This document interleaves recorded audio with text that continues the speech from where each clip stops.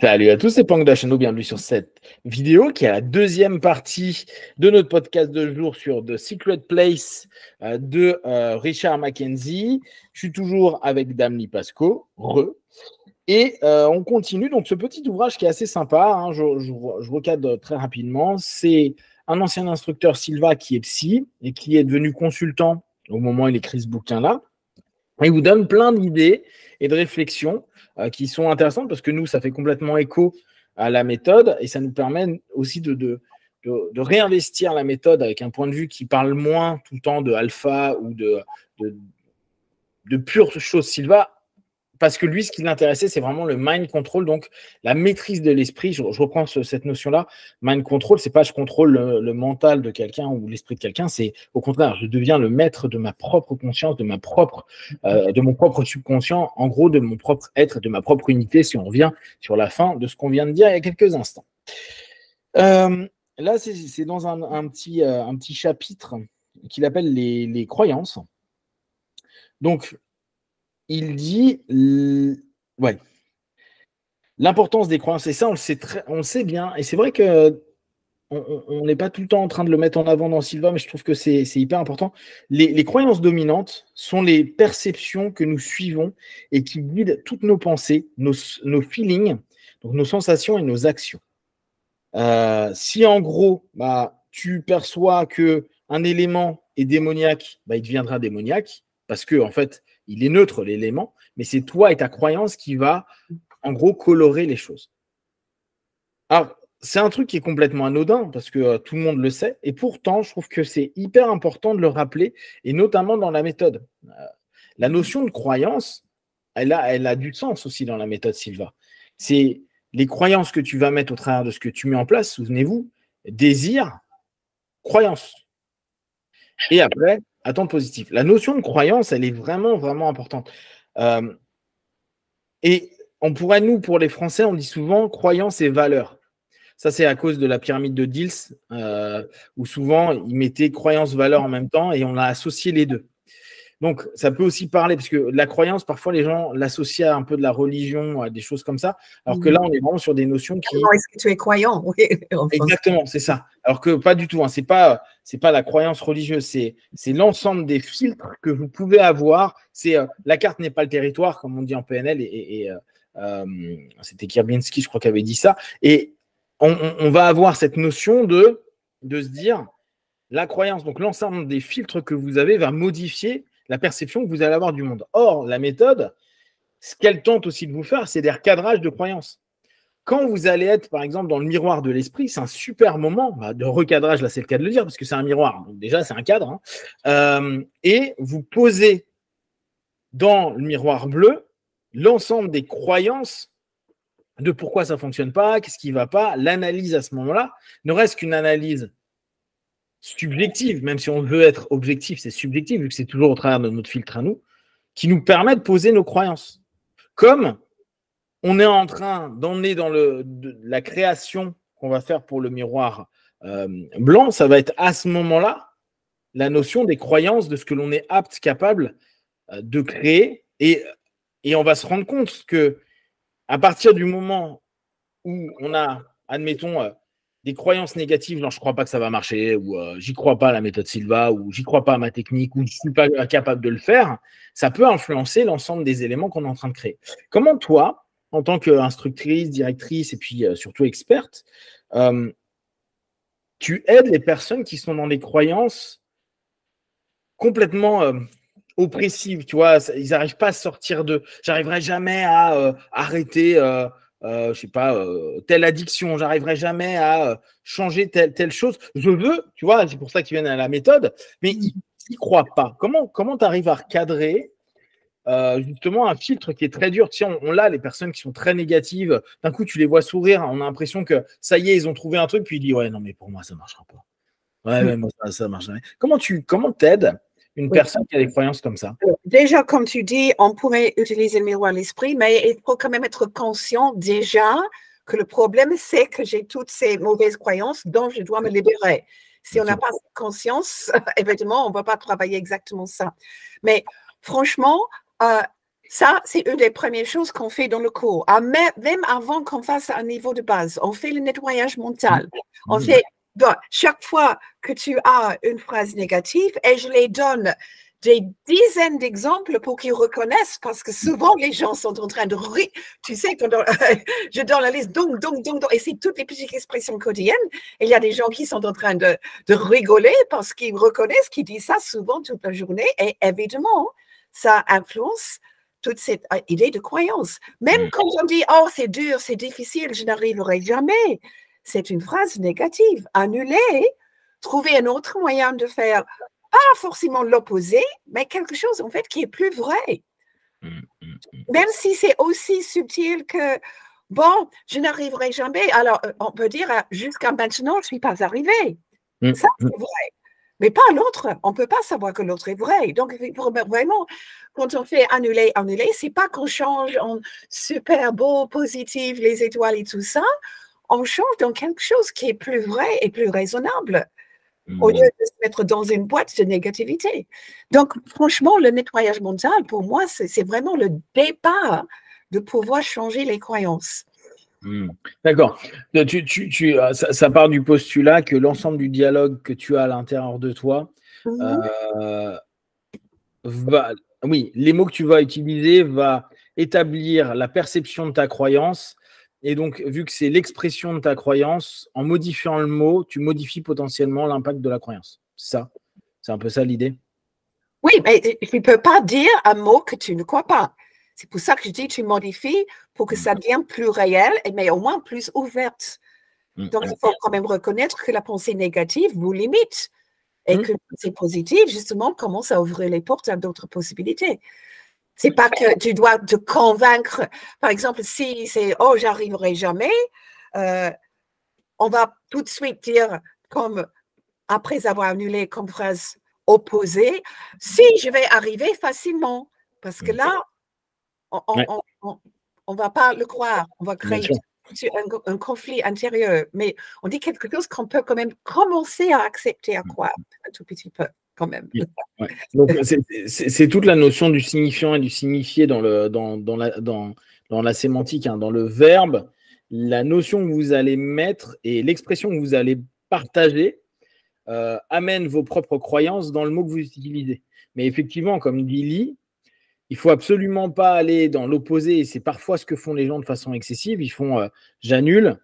Et d'un coup, ils mettent un truc complètement excessif qui est impossible d'être cru parce que eux, ils ne sont même pas au niveau 1 d'une expression positive et d'un coup, ils sortent un élément qui est au niveau 10, ce qui n'est pas du tout associé et possiblement acceptable par le subconscient si on reprend ce qu'on disait sur le précédent podcast. Donc, cette notion doit rester dans du réel. Et là, le côté que Lee met en avant, que je trouve intéressant, c'est vraiment cette notion de factuel. Il faut que ça soit factuel, il faut que ce soit concret et pas des choses qui partent dans tous les sens parce que sinon, le annule, vous ne le ferez plus. Vous y croirez plus. Ouais, je fais que d'annuler, mais en fait, il n'y a rien qui change. C'est normal parce qu'en fait, l'excès inverse ne veut rien dire et elle ne sera jamais validée par votre aide de façon générale. Okay. C'est la même chose pour le miroir de l'esprit. Ce n'est pas la peine de vous visualiser totalement transformé dans une période impossible ou bien transformé au-delà de ce que tu es vraiment capable. Comme je dis toujours quand j'explique le miroir, mais il faut programmer quelque chose que vous croyez. Parce que si vous dites « Ah, si seulement je pourrais être comme ça », mais c'est impossible, c'est juste un rêve, c'est un château en Espagne, comme on dit. C'est pas du tout une programmation. Donc, le désir, la croyance et l'attente positive, justement, doit être tous présents si on programme. Tu vas voir là, un peu de temps après, il parle beaucoup, lui, de feeling. Il est beaucoup dans la sensation. Et je trouve que c'est bien de rappeler ça, on va en reparler, mais la sensation, on l'a beaucoup dans le coaching et on l'a beaucoup dans l'hypnose. Cette notion de ressens-le. Qu'est-ce que tu ressens? C'est une des questions de base en coaching, en PNL, en hypnose. Qu'est-ce qui te validera le fait que tu as obtenu quelque chose? Qu'est-ce que tu ressentiras quand tu auras obtenu telle ou telle chose? Ça, c'est vraiment un classique de l'hypnose, PNL, coaching, etc. Si vous n'êtes pas capable de vous projeter dans la sensation de ce que ça vous apportera, ça peut déjà vous donner un indice pour vous dire là, je suis à côté. Parce que c'est indispensable que vous puissiez. Ils vont dire, ah ouais, non, mais le moment où j'arrive à ça, ça sera grandiloquent. OK, maintenant, mets-toi, vis-le, ressens-le. Est-ce que tu le sens? Non, non, c'est pas énorme. OK, donc c'est quoi l'étape d'avant? Parce que il faut justement qu'il y ait une faisabilité. Il faut qu'il y ait quelque chose qui dise, OK, je vois l'état dans lequel je vais arriver. C'est l'état réel que je suis capable de créer aujourd'hui. Des choses excessives que tu ne peux pas créer parce que tu ne l'as pas vécu, parce que c'est trop illusoire, parce que c'est trop éloigné, parce que ça ne correspond pas à ta croyance, ça peut être un peu embêtant. C'est pour ça qu'il ne faut pas hésiter à faire des programmes qui font étape par étape. Ça, j'ai ressenti une satisfaction. Bon, bah, la prochaine fois, je sais que je vais vivre ça, mais un petit peu plus fort, plus intense. Donc, je me mets déjà en multipliant ça. Et là, petit à petit, on commence à avoir cette association-là. On reviendra sur cette notion de feeling. Je trouve que c'est intéressant qu'il le pose beaucoup. Un élément que j'ai bien aimé, c'est dans Peur et anxiété. Donc, on a un autre petit chapitre. Il dit pendant que la peur est une réponse à une menace perçue, réelle ou imaginaire. Donc, c'est une réponse. L'anxiété représente une projection, une expectation, une expectative, d'un danger ou d'une menace. Souvent, les personnes ont du mal à différencier les deux et je trouve que c'est intéressant qu'ils remettent cette notion-là. On peut assez facilement travailler sur des peurs parce que parfois des peurs sont complètement saines et normales. J'ai peur de telle ou telle chose, c'est sain, c'est normal, c'est une réponse et c'est souvent fight, flight, etc. C'est ce qu'on connaît. L'anxiété, c'est pour ça que c'est complexe parfois l'anxiété parce que c'est quelque chose qui n'existe pas. C'est une expectative. Donc le problème, c'est que c'est une projection de quelque chose qui factuellement n'existe pas, étant donné qu'il n'y a pas réellement un danger. S'il y avait un danger, on aurait peur, on ne serait pas anxieux. Vous voyez, la différence, elle est hyper importante à prendre en compte. Et en psycho, c'est souvent quelque chose. Moi, je sais que pendant mes sessions, je fais beaucoup ce rapport-là. Est-ce que tu as peur ou est-ce que tu es anxieux? Et vu que les personnes ont l'impression qu'ils ont des peurs constantes, ils disent non, je suis anxieux. Alors qu'en réalité, quand on commence à dire mais que tu aies peur de ça, c'est normal. C'est une réponse. Tu as une menace, tu réagis avec peur. C'est peut-être pas la meilleure réponse que tu aimerais avoir, mais elle est saine, ta peur. C'est pas quelque chose qui est impossible qui se passe ou juste une projection d'un ensemble de possibilités qui de toute façon n'existe pas vu qu'il y a ça reste que l'imagination, la projection, c'est une autosuggestion. Pour ceux qui font de l'hypnose, on est purement dans de l'autosuggestion à créer un ensemble de monde, un storytelling, un récit qui n'existe pas. Alors que la peur, elle est associée à des choses réelles. J'ai peur des chiens, oui, parce qu'à 5 ans, je me suis fait mordre par un chien. La peur, elle a du sens. Par contre, ouais, mais imagine, il y a un chien à 3 têtes qui vient et il me mord. Mais non, c'est pas possible. Ou tous les chiens qui me voient vont me mordre. Ben non, t'es passé à côté de plein de chiens et ça n'a jamais été le cas. Donc, il y a une vraie différence entre l'anxiété et la peur. Et la peur est plus. Alors, simple, c'est un grand mot parce que quand on a des grosses phobies, c'est pas toujours simple, mais elle a plus de sens. L'anxiété est vraiment quelque chose qui, petit à petit, va falloir désamorcer parce que c'est un storytelling, c'est une histoire, un récit qu'on se raconte depuis des années, des années, des années. Et on sait très bien que des métaphores et des histoires qu'on se raconte, ça devient des autosuggestions particulièrement fortes. Alors pour nous, Sylvain, on sait très bien que c'est comme si on se mettait constamment en alpha et qu'on était constamment en train de mettre dans notre miroir blanc les choses négatives qui arrivaient. Pas terrible. Hein. Vous vous doutez qu'au bout d'un moment, ça devient un peu votre réalité subjective, mais celle que vous ressentez. Donc, c'est Mackenzie qui fait cette distinction entre peur. Ouais, mais de façon générale, en psycho, c'est un mot qu'on retrouve. Et j'ai trouvé que c'était cool qu'il la repropose. Oui. C'est très, très bien ça. Donc, Mackenzie, propose ça. Hop. Là, c'est dans le chapitre Le pouvoir de la création. Alors.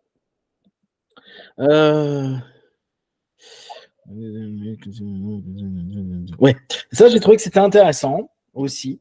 Donc là, il est donc en train de parler du conscient et du subconscient. Et il dit dans la relation entre le conscient et le subconscient, le conscient représente en fait les effets, alors que le subconscient représente les causes.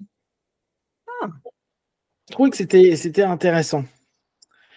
On le sait bien, nous, en tant qu'hypno, parce que très souvent, on fait des régressions à la cause. Or, les régressions à la cause, on tente que ce soit plutôt une réponse subconsciente qu'une réponse consciente. Beaucoup de personnes peuvent nous dire, non, mais je sais exactement à quel moment j'ai eu ce problème, donc la régression à la cause n'aura pas de sens. Sauf que quand on fait la régression à la cause, admettons, il y a eu une agression à tel âge. Et on se dit, bah oui, mais c'est avec cet âge-là que je suis traumatisé par... Bah, on reprend notre chien. Allez, on reprend notre chien il y a 2 minutes. J'ai été agressé par un chien quand j'avais 6 ans. Donc, je me souviens, la cause consciente, de cette problématique-là.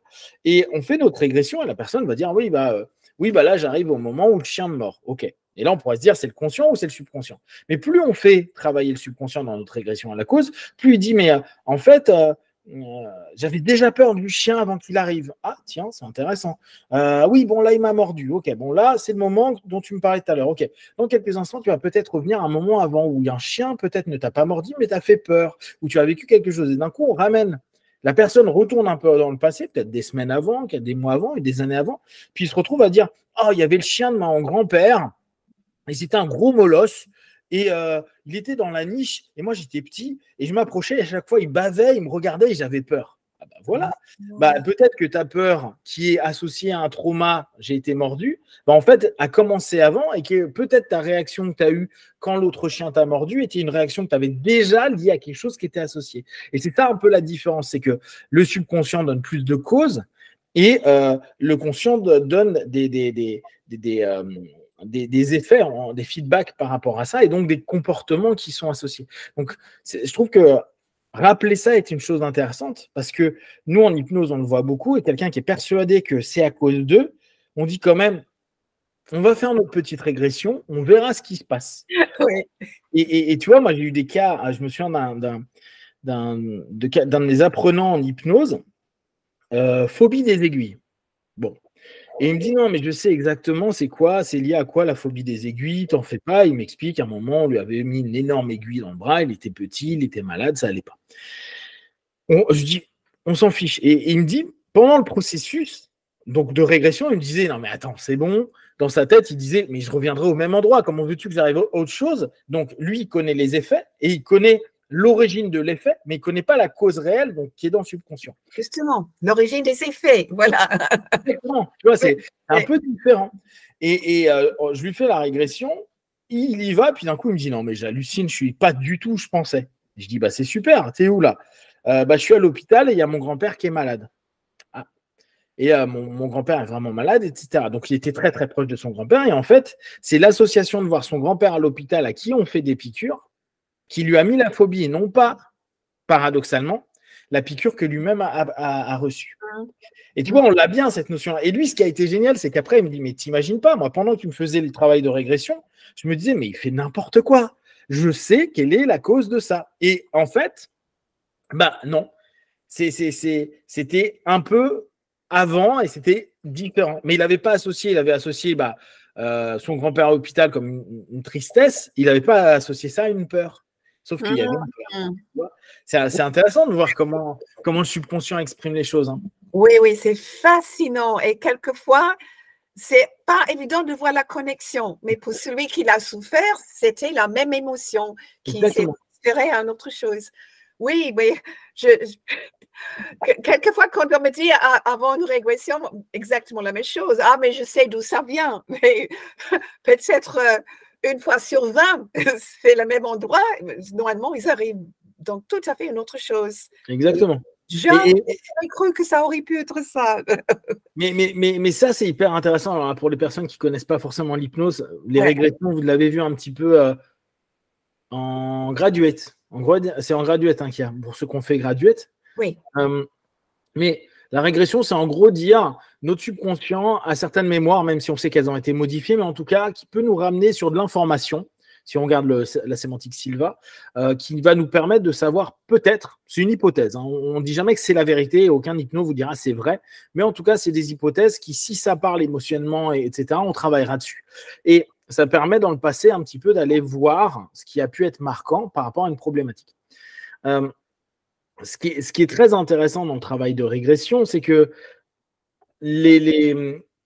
l'ensemble des émotions et des mémoires qu'on a structurées peut complètement modifier la perception que l'on a. C'est-à-dire que souvent, moi, ouais, je reprends souvent le cas d'un cas qui a été un peu compliqué à un moment donné, qui était une personne qui me dit, je sais que j'ai vécu une agression à tel âge, je m'en souviens bien. Okay, donc là, on a le conscient, qui est donc là, les conséquences, et on est allé à la cause. Et la personne me décrit quasiment ce qu'elle m'avait déjà décrit. Donc, je me dis, ok, bon, elle a raison. Mais j'ai fait continuer en disant, ouais, bon, là, ça s'est arrêté, il s'est passé ça. Dis-moi ce qui se passe après. Et là, il commence à me décrire des choses où ses parents interviennent, etc. Puis il commence à se rendre compte que le contexte du souvenir n'est pas du tout le même. Et ce qui est pensé être une agression était en fait quelque chose d'un peu maladroit de son oncle, qui n'était pas du tout dans le dedans, et les parents qui étaient à côté morts de rire, parce que c'était un moment quand il se faisait changer ses linges, etc. Mais pour elle, ça a été une agression. Alors qu'en fait, c'était juste un parent un peu pâteau qui ne savait pas changer des couches, quoi, tout simplement. Et tu vois, le fait de pouvoir faire une régression à quelqu'un, même s'il pense se souvenir, il peut ne pas se souvenir, ou en tout cas pas ressentir l'ensemble des causes à effet. Et c'est pour ça que le principe de dire le conscient reste sur les effets et le subconscient les causes, si on s'est arrêté sur un effet, j'ai eu tel événement et j'ai tel effet. Oui, mais si tu augmentes l'ensemble des causes, donc l'ensemble du cadre, tu te rends compte que ça ne fait pas les mêmes effets. C'est donc tu as sélectionné un élément et tu en as fait des effets. Et le subconscient, lui, il peut te donner davantage d'éléments pour que tu comprennes qu'en fait, non, ce n'est pas l'effet que tu pensais. C'est une sélection de l'effet. Et ça, c'est vraiment intéressant à prendre en compte. Parce que la régression a cette force-là. Même si tu penses te souvenir des choses, tu te souviens qu'une partie des choses que tu as sélectionnées. Et ça, c'est hyper important à prendre en compte. Donc, ça, je trouve que cet élément-là est vraiment, vraiment pertinent de le remettre dans l'ouvrage. Oui. Là, c'est dans un... Ça fait longtemps. Il faut que je relise ce petit livre, ça fait très longtemps. Ah ouais, tu vas voir, il est vraiment chouette. Hein. Il y a plein de petites choses vraiment, vraiment sympas. Et je comprends pourquoi José il dit n'hésitez pas à le relire plein de fois. Parce qu'il y a plein d'infos très, très chouettes. Là, c'est dans Loi de création. Donc, ah oui, ça, j'ai bien aimé aussi. Première chose, générer ou concevoir une idée. Un acte conscient, un effet. Donc, c'est intéressant parce qu'il refait l'association précédente. Hein. Puis, imprimer l'idée dans le subconscient. Le subconscient va créer les expressions et va créer la cause des expressions et l'objectivation, la création objective de ce qui a été imprimé par l'idée.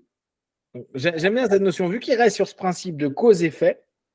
Il dit créer dans un premier temps une idée qui sont les effets que vous attendez et amener au subconscient cette idée pour qu'il puisse exprimer l'effet que vous voulez. Donc, créer la cause, un élément causal pour que ça se transforme. Le mécanisme de création est caché dans la nature du subconscient. Je trouve que c'est intéressant sa manière d'appréhender la création de la programmation pour nous en Sylva. C'est tu crées quelque chose qui est déjà l'effet attendu, je suis conscient, et je laisse le rapport causal et ça revient à attente positive, attente créative, je ne sais pas exactement comment ça va se mettre en place, mais je sais que j'ai mis en place un élément causal de l'effet voulu et la cause, la manière dont ça va se mettre en place, ça, ce n'est pas quelque chose que je maîtrise complètement, mais je fais confiance à ce que je viens de mettre en place. Je trouve que c'est assez intéressant, cette notion de loi de création par rapport à ça. Qu'est-ce que tu en penses, toi? Qu'est-ce que je pense de ça? En fait, j'ai l'impression quand même qu'il explique les techniques Sylvain d'un point de vue d'un très bon psychologue. Exactement. Donc ça c'est très intéressant.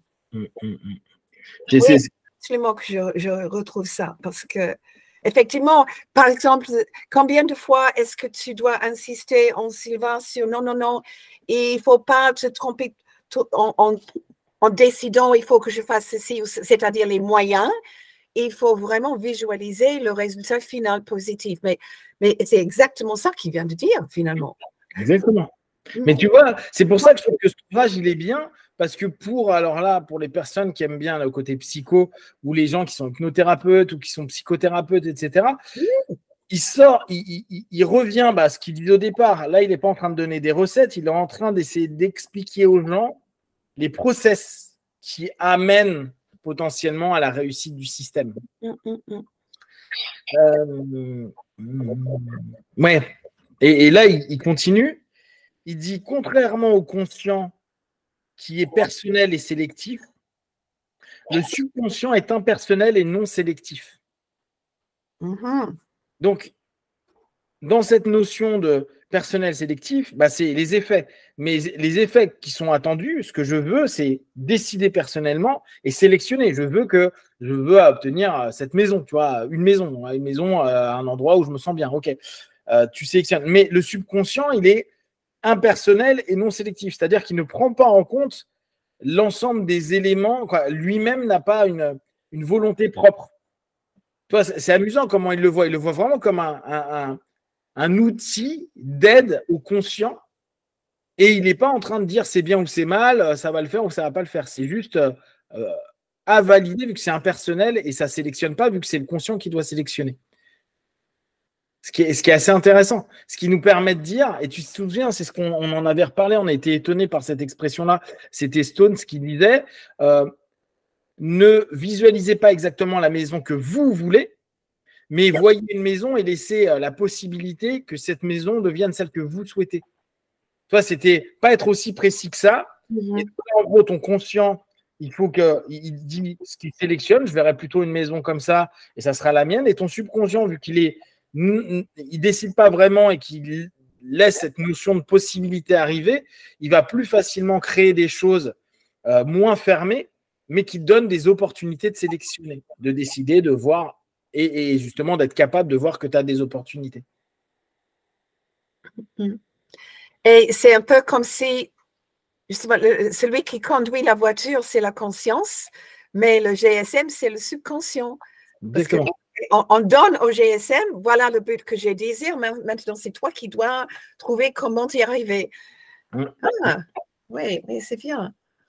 Mais tu vois, là, en tout cas, ça reste des hypothèses. Hein. Vous savez bien que la psycho, ça reste des éléments où c'est ce qu'on appelle une science molle, donc on ne dit pas que c'est la vérité. Mais l'hypothèse par rapport au conscient subconscient, ça retrouve quand même beaucoup ce qu'on dit en hypnose. Hein. C'est très, très hypnotique ce qu'il dit. Et je trouve que nous, pour notre monde, Sylva, pour des explications et une cohérence, il y a quelque chose qui a beaucoup de sens. Donc, ah ouais, on va finir là-dessus parce que je trouve que cette phrase-là, je l'ai trouvée très, très bien. Le subconscient n'est pas à l'origine des idées. Alors ça, j'ai trouvé que c'était assez sympa. Mais il prend les informations que le conscient ressent et accepte comme vraies. Je répète parce que je trouve que c'est vraiment une phrase qui est très intéressante. Le subconscient n'est pas à l'origine des idées, mais prend les informations que le conscient ressent et accepte comme étant vraies. En gros, la pâte, les ingrédients viennent du conscient. J'accepte que ça, c'est vrai. C'est logique, c'est analytique, etc. J'ai pris de l'info. Je le ressens. Et au travers de ça, le cuisinier, le subconscient, lui, il va faire avec ce qu'il a. Mais il n'est pas forcément initiateur de l'idée. Je trouve que c'est intéressant parce que souvent, on se dit les idées viennent du subconscient. Et j'aime bien cette façon d'aborder les choses. Maintenant, le subconscient va prendre un ensemble d'informations du conscient et après va faire sa popote. C'est comme si ils étaient en cuisine et que moi, je ne sais pas cuisiner des masses, mais je me dis, ouais, j'aimerais un plat avec des tomates, des trucs, des machins. J'envoie mon idée en me disant, ouais, un peu comme des lasagnes, mais tu vois, débrouille-toi, un truc comme ça. Et puis, le mec, il dit, ouais, mais là, tu n'as pas acheté ça, ça, ça. Bon, moi, je vais faire quelque chose avec ce qu'il y a comme ingrédient. Et ça devient créatif, mais parce qu'en fait, il a fait avec ce qu'il pouvait des informations qu'il avait, c'est-à-dire des outils et des ingrédients. Je trouve cette phrase-là très, très, très, très intéressante. C'est quelle page dans le livre? 25. 25, merci. Alors, tu vois, bon, je pense qu'elle elle est à cogiter, hein, mais bon, après, en plus, il y a tout un laïus derrière, mais il y a quelque chose d'intéressant dans cette idée-là. Qu'est-ce que tu en penses, là, comme ça, juste à la volée? Avant de terminer, Ouais. ce que je pense, j'allais te poser, parce que franchement, je me souviens très peu de ce petit livre. Pourquoi ça s'appelle The Secret Place? Parce que si, il parle du subconscient, en fait, pour dire que c'est le l'endroit où... c'est le lieu secret. D'accord. Intéressant. OK. Mais il est vraiment chaud. Tu vois, je trouve qu'il est très, très court, mais il est très dense. Il y a plein d'infos qui, en tout cas, nous permettent de réfléchir, sans dire qu'il a absolument raison, c'est son point de vue, etc. Mais il y a vraiment des choses qui nous permettent de réfléchir, et nous, en Sylva, de se dire, tiens, quel lien je peux faire? Ou tiens, est-ce que ça pourrait expliquer telle ou telle conséquence par rapport à telle chose, etc.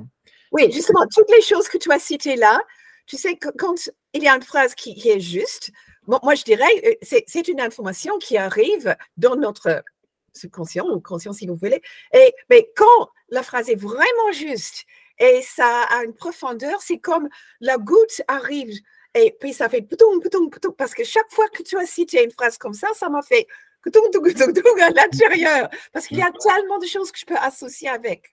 Oui, c'est très bien. Ouais. Ok, d'ici la semaine prochaine, Ouais. je vais commencer de nouveau ce livre. Ouais, tu vas voir, hein, il se lit super vite, mais vraiment, je trouve qu'il est dense, il est intéressant, il est plein d'infos. Pour nous qui, en plus, sommes hypno et aimons tout ça, je pense qu'il y a beaucoup d'infos. Pour les personnes qui ne sont pas forcément au-delà de Sylva, juste comme ça, je pense que notre récap peut vous intéresser, mais pour les gens qui font aussi de l'hypnose, un peu de psychothérapie et tout à côté, voire même des travaux en healing type énergétique, ça peut être intéressant à voir son point de vue. Là, c'est le point de vue vraiment d'un psy qui, dans les années 80, donc il avait quand même du métier et qui a fait plusieurs années avec José. Voilà. Est-ce que tu as quelque chose à rajouter? Non, c'était la dernière chose que je voulais demander. Oui, c'est bien. On va continuer avec la même chose la semaine prochaine? Oui, semaine pro, il y a encore quelques... Encore des choses. Ah oui, tu as encore des post-it. Quelques petites choses à dire. Donc, on vous rappelle que la dernière semaine d'août, il y a sur Paris et une autre région de France, Avignon, c'est ça, non? Aix-en-Provence, oui. Ouais, il y a des formations présentielles. Donc, n'hésitez pas à vous inscrire pour la méthode Sylva, c'est sur 4 jours. Comme d'habitude, vous pouvez avoir l'ensemble des informations sur méthodesylva.fr. Il y a aussi CH et BE pour les amis suisses et belges. N'hésitez pas à contacter des instructeurs si vous voulez des formations. Il y en a aussi online. Je vous laisse découvrir tout ça. Nous, on se retrouve avec Lee la semaine prochaine.